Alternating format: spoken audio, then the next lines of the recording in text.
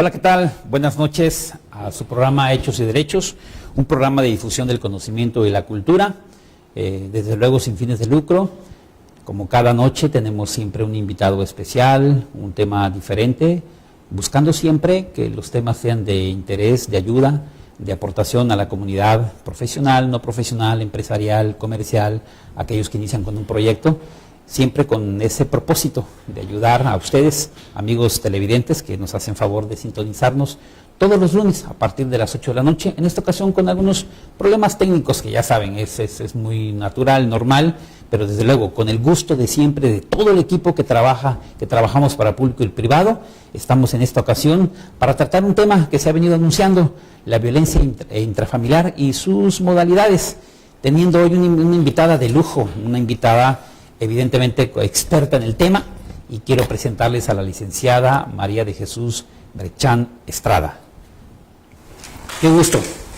Bienvenida a tu casa, de verdad. Gracias, te agradezco mucho la invitación.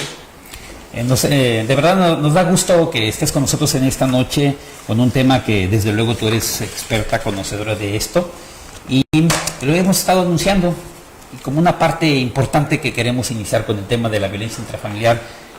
Mari, por favor dime, ¿qué debemos entender, la gente que nos escucha en este momento, gracias, por violencia intrafamiliar? Bueno, violencia intrafamiliar es todo aquel maltrato que una persona de poder tiene para con su familia, algún integrante de su familia. Esto puede ser a menores, a mayores, adultos mayores, a la esposa o al esposo. Aquí no vamos a hablar de género nada más, sino de una violencia intrafamiliar que toda la familia o los integrantes de la familia o parte de los integrantes de la familia tienen o pueden llegar a tener o sufrir. Sobre el concepto que nos das, y ya nos explicabas el peligro también, sobre todo hoy con los diferentes tipos de cómo se integra la familia, aquí el punto es la violencia que se da dentro de ella. Ahora, sobre esta parte que ya nos has dado un concepto, ¿cuáles son los tipos de violencia familiar que existen actualmente? Bueno, está en la violencia psicológica, la económica o patrimonial, tenemos la violencia física, tenemos la violencia sexual, que se da tanto a los niños como a las mujeres, o a los hombres. O sea, eso volvemos a lo mismo. Esta violencia que vamos a hablar el día de hoy es una violencia no nada más de género, no nada más o es especializado hacia las mujeres, sino a todos los integrantes o cada uno de los integrantes de la familia que pueden tener violencia dentro del núcleo familiar. Mi estimada abogada, ¿estarás de acuerdo conmigo que por regla general siempre vamos a apuntar la violencia de la mujer hacia el hombre, generalmente? Sí, claro, desde luego. Sin embargo, no sé si estés de acuerdo conmigo, porque no queremos parecer feministas también, ¿verdad? pero existe, y tú como conocedora del tema sabes que la violencia también puede darse de la mujer hacia el hombre. Así es, totalmente de acuerdo. Lo que pasa es que el hombre no denuncia, y no denuncia esta violencia debido a todo lo que hay a su alrededor socialmente hablando. Es decir, no le gusta que sus amigos, que haya publicidad en relación a que se fue a quejar porque su esposa lo trata mal, ¿no? Entonces, ¿qué hacen? Por eso las estadísticas son muy inferiores en relación a la violencia entre el hombre y la mujer. Pero si vemos la realidad de las circunstancias, ambas partes son violentadas, tanto un hombre de su pareja mujer como de una mujer de su pareja hombre. Fíjate que en lo que tú estabas hace un rato, cuando estabas definiendo los tipos de violencia que hay, esta mañana leyendo el periódico El Excelsior, me llamó algo la atención que te quiero compartir. La encuesta nacional sobre la dinámica de las relaciones en los hogares, elaborado por el INEGI, el Instituto Nacional de Estadística y Geografía, el día de hoy publica, y aquí me llamó mucho la atención, cuando dice que la violencia de 2/5 partes de los hombres casados o unidos con mujeres de 15 años o más, esto es, si hablamos de 2/5 partes, un poco más del 40%, ha ejercido algún tipo de violencia en algún momento. Y esto me sorprendió mucho. El 40% hablamos de violencia psicológica o emocional. El 25.3% de violencia económica. El 11.5 por 6 la violencia física. Y el 5.3 la violencia sexual. ¿Sabes qué sí me llamó la atención, mi estimada abogada? Que en primer lugar de la violencia intrafamiliar de la que nosotros estamos hablando esta noche, está la violencia psicológica. Déjame decirte que desde mi perspectiva, que claro, no soy conocedor del tema, yo llegué a pensar que en primer lugar se encontraba la violencia física. No, para nada. La violencia física está en tercer punto. ¿Por qué? Porque primero psicológicamente el agresor, hombre o mujer, le va a decir a la víctima que es un inútil, que no sabe, cuando son niños y son violentados y llegan con una calificación buena y el papá no les hace ningún caso, pero qué tal cometen un error y empieza a demeritarlos, ya sufren una violencia psicológica. Cuando hablamos de violencia en las mujeres, lo primero que dice el hombre: tú ya no me sirves, tú ya no funcionas, no funcionas como mujer, eres hasta una mala madre, ¿no? Y luego viene la violencia económica, que es aquella en donde el hombre, cuando la mujer no trabaja, tiene mayor poder en la casa, porque ellos tienen el poder económico, y muchas veces de todos los niveles sociales, a veces de niveles sociales más altos, lo primero que dices, como yo soy profesionista pero no estudié y él me tiene bien económicamente, o mi agresor me tiene bien económicamente, no me importa lo demás. Mis hijos van a un colegio pagado, yo traigo una camioneta del año, y él me puede ser infiel si quiere, ¿no? Pero pues nos da todo lo necesario, y es ahí cuando se da la violencia económica, porque él tiene el poder económico para poder decir qué se va a poner, cuándo va a salir o qué se va a comer, ¿no? En lo que explicabas hace un momento de los diferentes tipos de violencia, y yo, en base a lo que leía esta mañana del Excelsior sobre las estadísticas que se publica de los diferentes tipos de violencia, tú nos explicabas hace rato algo y me sonó así, abogada, como una estrategia, ¿no? De que voy quitando ese poder económico que tienes, voy empobreciendo tu situación, voy haciéndote débil desde el punto de vista emocional y económico también, de tal manera que llega un momento que con todas esas estrategias que te estoy dando, y no son ideas para el público tampoco, no, nomás estoy reconstruyendo tu explicación, llega un momento en que esa situación en la que te he colocado me permite a mí como varón o como agresor ejercer un control y evidentemente una violencia sobre la persona con la que yo estoy llevando una relación. Así es.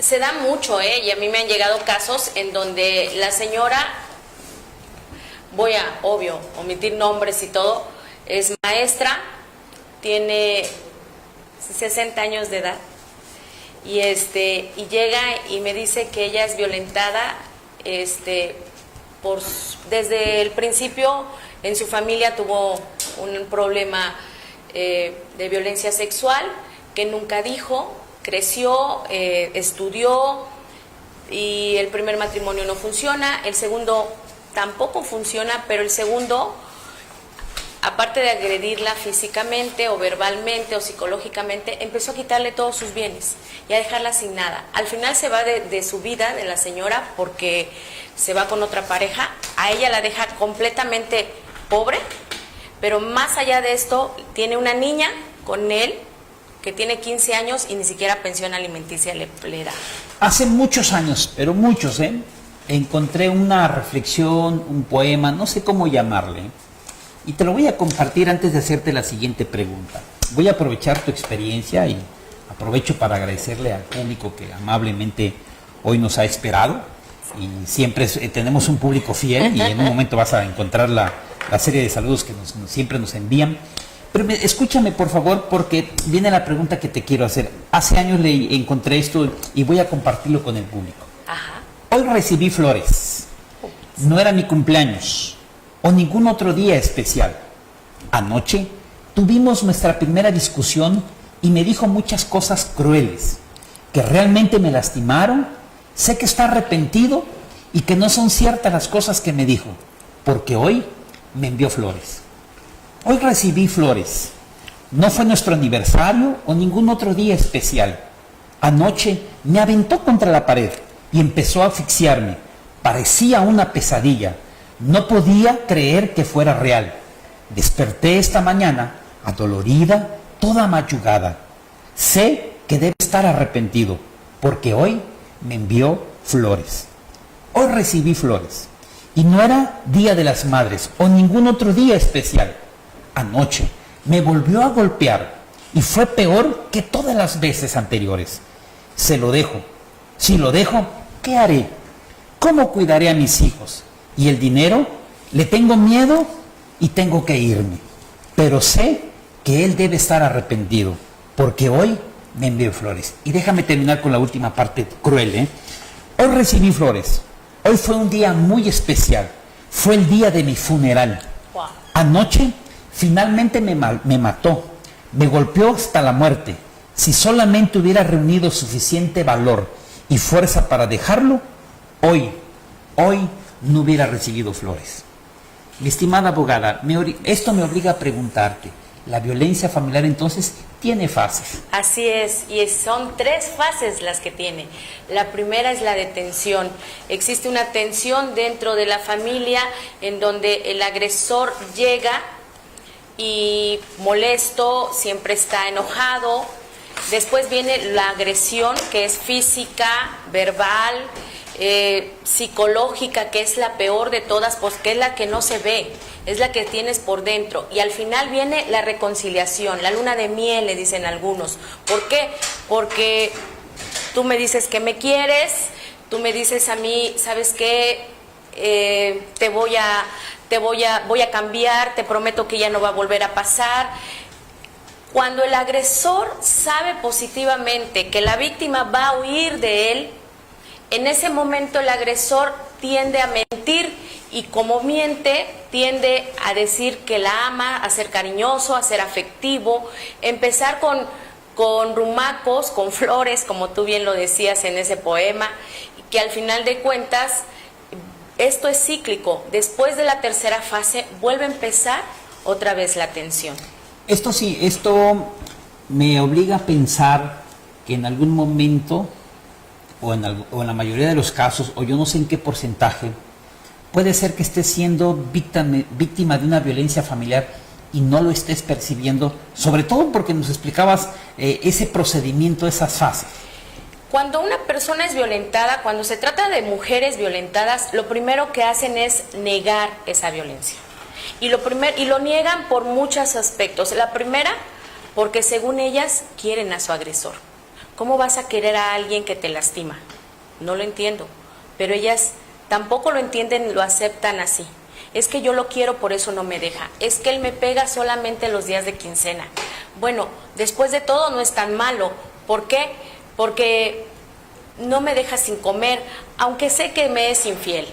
O sea, eso habla de una persona o de una mujer con la autoestima completamente por los suelos.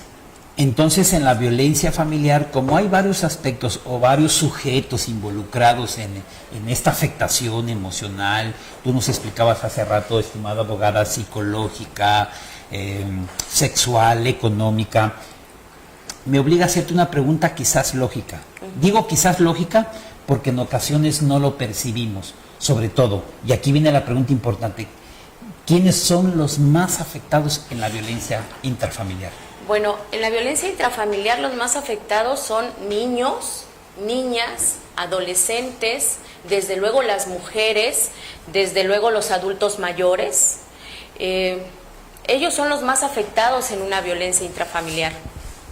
Sí, ahora de esto también me lleva a preguntarte algo. ¿De qué tipos de violencias hablamos cuando estamos tratando el tema de los menores de edad? Bueno, cuando hablamos de los menores de edad, vamos a hablar de un abuso físico, de un abuso por descuido o un abuso emocional y sexual. El abuso físico es el abuso que ocurre cuando una persona que está en una relación de poder con un menor se aprovecha de para infringirle daño, no accidental, provocándole lesiones internas o externas o ambas. El abuso por descuido es el abuso por el cual el que está al cuidado de un menor no satisface las necesidades básicas teniendo la posibilidad de hacerlo, ejemplo, o no haciéndolo. Ejemplo, la alimentación, la higiene, la vestimenta, la educación, la atención médica.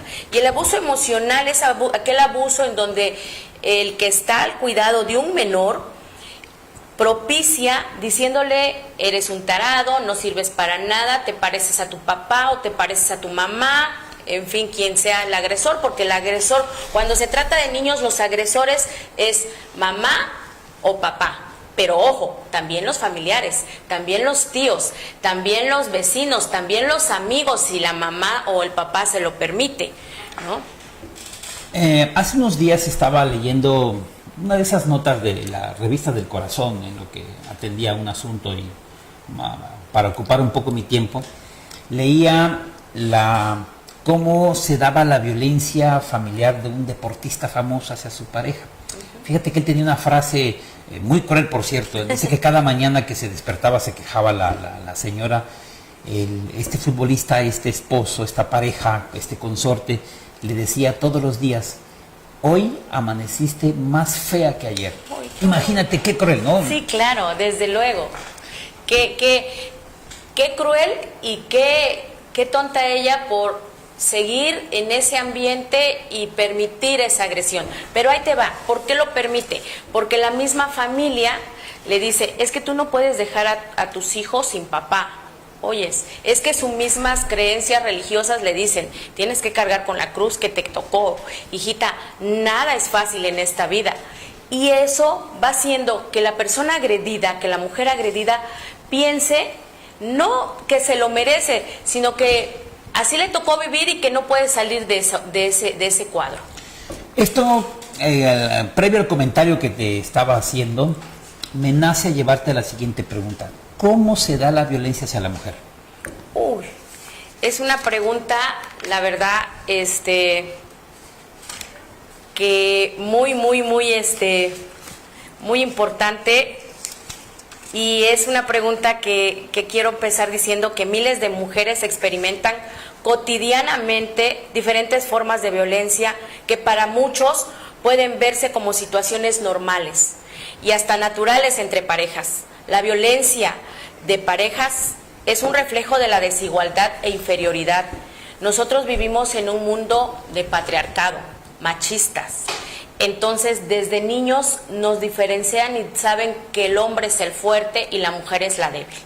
Que el hombre puede tener mejores expectativas de vidas y mejores trabajos bien pagados y las mujeres no. Esto ha cambiado, desde luego que sí. Estamos en el siglo XXI y poco a poco vamos haciendo las mujeres el esfuerzo entre todas para poder obtener mejores lugares tanto dentro como fuera del hogar. Vamos a hacer una breve pausa, mi estimada abogada, y déjame leer déjame más bien enviar algunos saludos de la gente que amablemente sintoniza a esta hora el programa. Nos escucha el contador Luis Velázquez, nos dice aquí, como siempre, escuchándonos, le queremos enviar un afectuoso saludo. También nos está escuchando Selene Domínguez. Una amiga. Sí, dice que no quiere parecer feminista, ¿eh? Pero sí lo es, ¿eh? Sí, diosas porque usan ese tipo de comentarios. Qué atrevida, dice. Bien, también nos está escuchando Guillermo Cruz, Carlos Fabre, el director, también le enviamos un saludo, está muy lejos de acá, por cierto, ¿eh? Sí.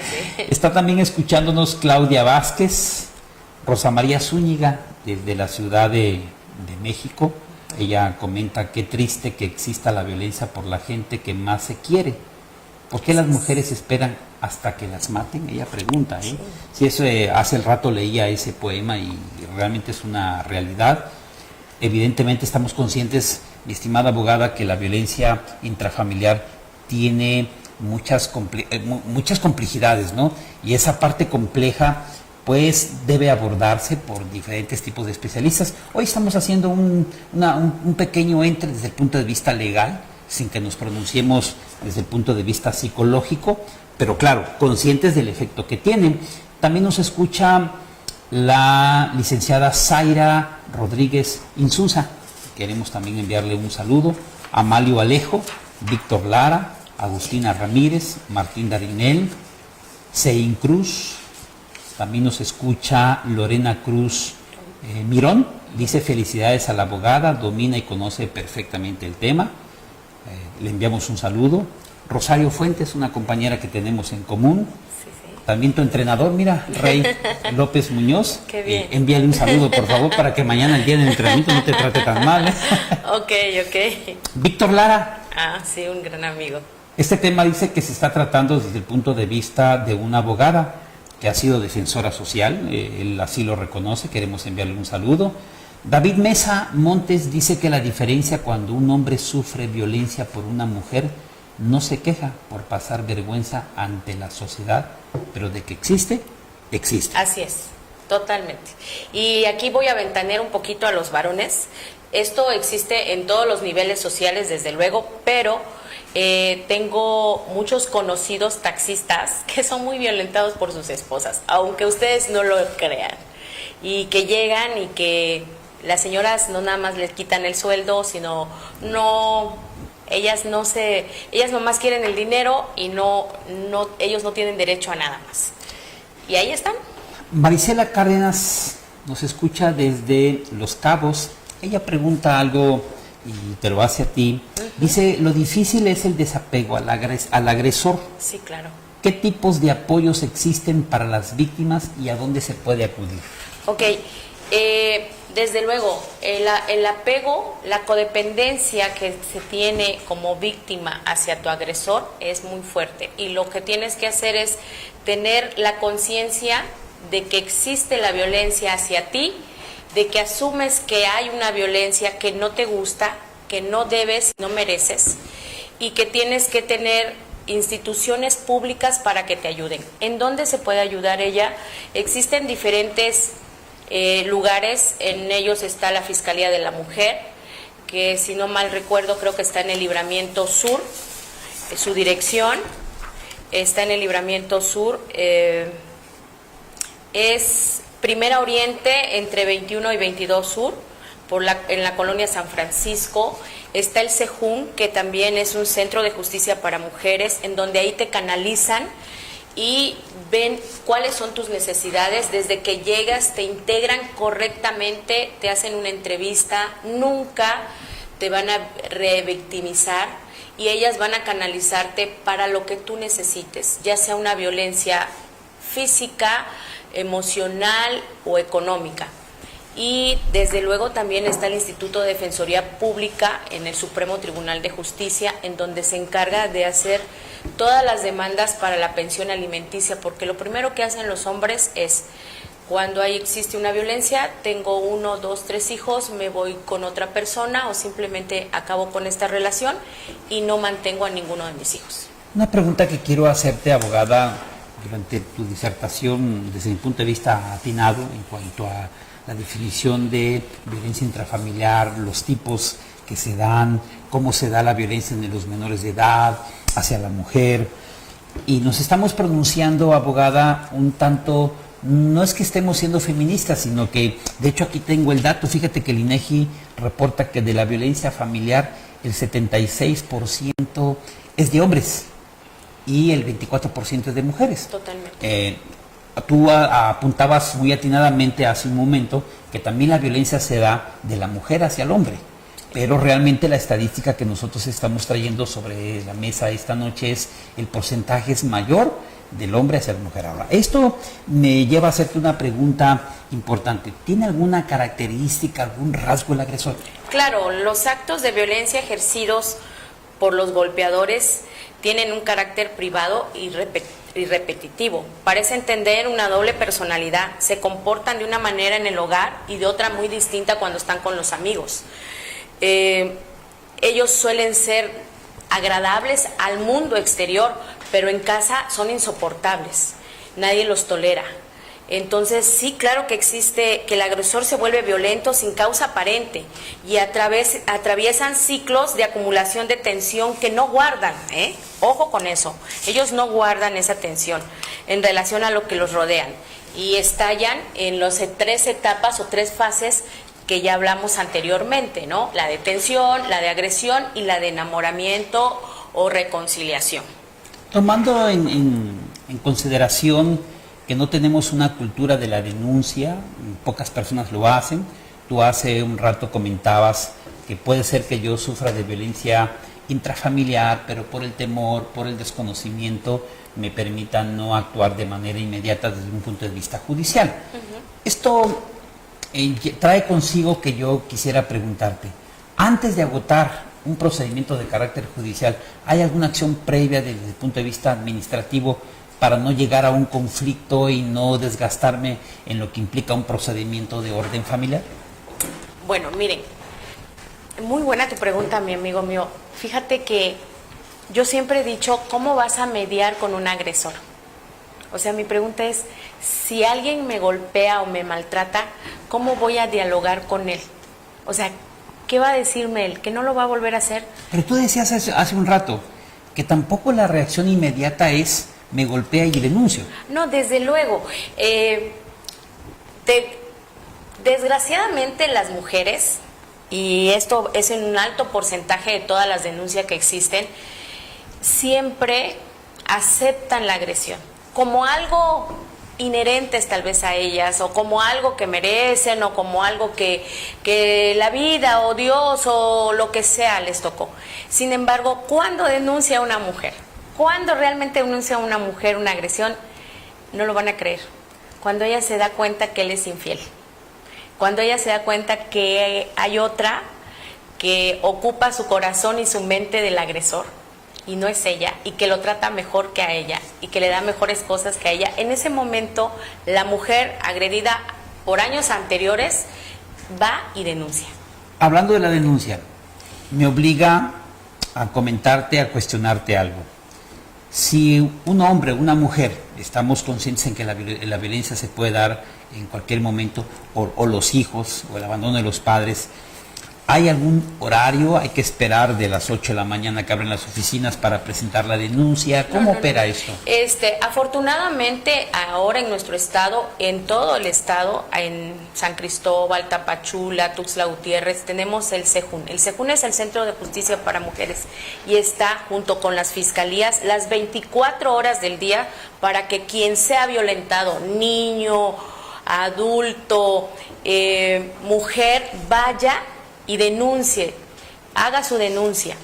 En el Centro de Justicia para Mujeres, como su nombre lo indica, es especialmente para mujeres. Y ahí se le debe de canalizar con todo lo que existe, que son psicólogos. En ese momento que ella llega, se turna con el Ministerio Público, ella le escucha, toma su declaración, empieza a valorar cómo va a apoyarla legalmente y qué es lo que necesita. Y en ese momento ya sigue la denuncia, ¿no? Amalio Alejo comenta y él dice, el miedo a demandar sus derechos, miedo a que no haya apoyo por parte de las autoridades, habla del miedo del sustento familiar. ¿Qué comentario pudieras hacer al respecto? ¿Cómo dice? Él habla que en ocasiones o la mayoría de las veces no se hace la denuncia por miedo. Ajá. Por temor. Por temor. Por temor de que por temor a que la... Perdón, el temor del efecto inmediato primero de tu pareja. Del agresor, desde luego. Inmediato, pero también... Pero posterior a eso, el miedo a cómo te van a tratar, si van a tener empatía contigo, si no se van a burlar, si no van a decir, ay, ¿cómo es posible que a este señor le estén pegando? Señor, no, ¿qué le pasa? Usted déjela, o alguna situación de estas. O más allá todavía, que no tenga justicia de lo que llega a plantear la mujer, que no se le haga justicia. Y aquí sí quiero tocar una fibra muy delgada que dice, y que desgraciadamente a veces piensan que las autoridades no hacen justicia con algunas circunstancias.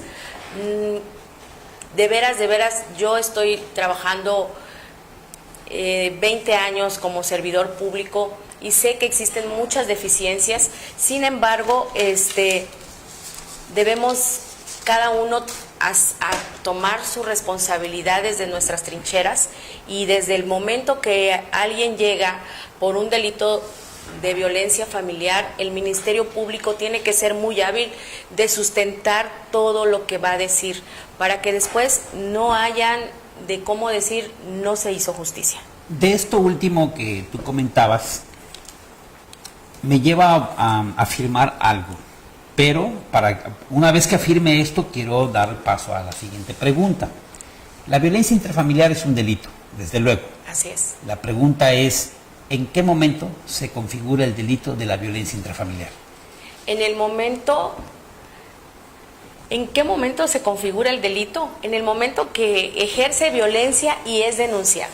En ese momento ya la ley protege a la víctima, y en ese momento tiene que haber una sanción para quien está agrediendo. O bien, en su defecto, el Ministerio Público tiene toda la facultad del mundo para ponerle al agresor o al posible agresor los medios para que no se acerque a la víctima. ¿Qué son estos medios o cómo funcionan?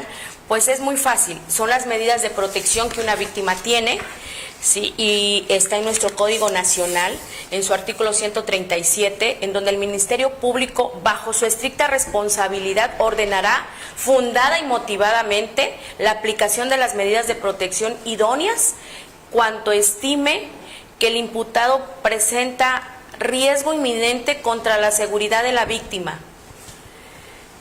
Esto significa, mi estimada abogada, que independientemente, creo que tú y yo estamos conscientes de las imperfecciones que puede tener nuestro sistema judicial, las trabas que puede implicar llevar a cabo una denuncia por delito intrafamiliar, los obstáculos, los pros, los contras, las desventajas, porque no tenemos un sistema penal perfecto.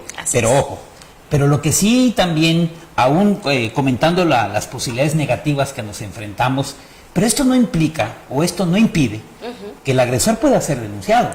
No, completamente de acuerdo. El agresor tiene que ser denunciado, debe de ser denunciado. En ese momento la ley tiene que organizarse y proteger a la víctima en todo momento. Porque también estaremos de acuerdo que el agresor, hay muchos casos, como hay casos en que el agresor sin castigo por la imperfección, pero también hay casos en que el agresor termina pagando su castigo. Desde luego que sí. La justicia tiene que llegar, nada más hay que saber cómo encauzarla para que llegue correctamente. ¿Sí? También nos comenta Eva López Corso.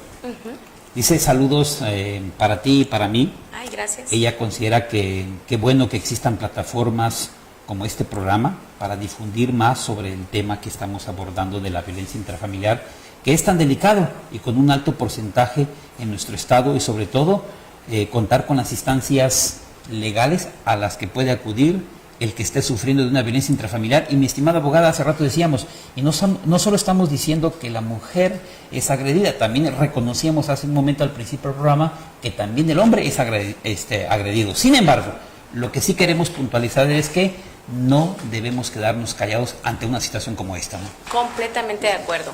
Si nosotros alzamos la voz y decimos que somos maltratados, sé que eso es fácil decirlo, pero cuando estamos en ese lugar es muy difícil. Por ahí en alguna plática nos decía una ponente, y yo no sé si nos está viendo o no, pero nos decía quién ha sido maltratado o quién ha sufrido violencia intrafamiliar, y éramos una serie de mujeres que estábamos juntas y todas nos quedamos viendo, y ella dijo, sin miedo alcemos la mano, y todas teníamos que alzar la mano porque en algún momento de nuestra vida, de jóvenes, de niñas, con el novio, hemos sido maltratadas. Lo importante es no callarte.